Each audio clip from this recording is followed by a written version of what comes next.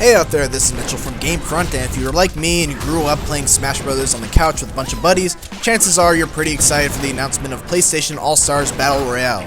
So let's do a quick rundown of everything we know and take a closer look at what we can infer from the gameplay footage floating around the internet. So let's start with the basics. We got 6 announced characters in Sweet Tooth, Sly Cooper, Radek from Killzone, Parappa, Fat Princess, and Kratos, along with 4 stages that each combine elements from 2 PlayStation classics. God of War and Patapon, Little Big Planet and Buzz, Ratchet and Clank and God of War, and Hot Shots Golf and Jak and Daxter. Superbot President Chan Park has also said that they are definitely looking into including third-party characters as well, so the potential for surprise guest characters is pretty substantial. Outwardly, things look very similar to Smash Bros. Brawl. The action is fast-paced, characters dodge and roll left and right to avoid attacks. Each character seems to have an array of light attacks, heavy attacks, and then situational special moves. The big difference, however, is the lack of a percentage counter to track the amount of damage a character has accumulated. This appears to be the big difference maker setting PlayStation All-Stars apart from Smash Bros. The meters at the bottom of the screen are actually super meters, and the number to the right indicates the level of super available for use. As players deal damage and accumulate energy pickups, they build their super meter. The only way to truly defeat an enemy is by connecting with one of your 3 super moves. Level 1 supers are generally close range and require a good amount of skill and timing in order to land. Level 2s tend to be more controllable and can potentially be devastating in the right hands.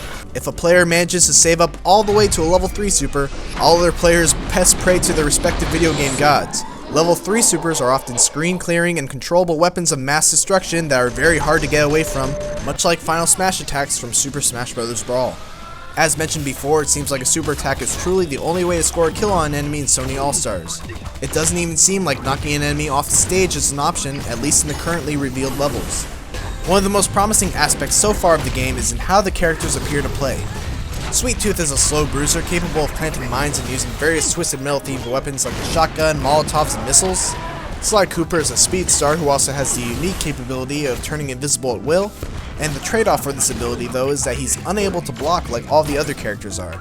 Radek from Killzone is almost completely range-based, utilizing a variety of guns to dish out his damage. Parappa is a close-range specialist with the seemingly unique ability to call out a boombox to generate some super meter building pickups. Fat Princess looks to be extremely adept at aerial combos due to her floating mechanics, as well as having the unique ability to summon minions to do her will. And finally, Kratos is a versatile master of weapons, utilizing almost his entire arsenal of weapons in his fighting style.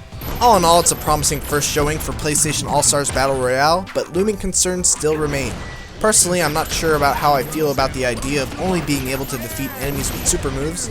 It's unique for sure, but I'm hoping that it will be just a one game mode type thing, and that there will also be an option for either a more traditional life bar system, or even a percentage based system like Super Smash Bros.